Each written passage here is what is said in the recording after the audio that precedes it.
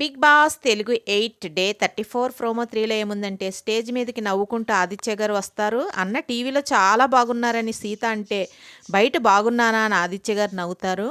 Hug and punch అని sir అంటారు. మీరు బిగ్ బాస్ గెలిస్తే ఆదిత్య ఓం గెలిచినట్టే అంటారు.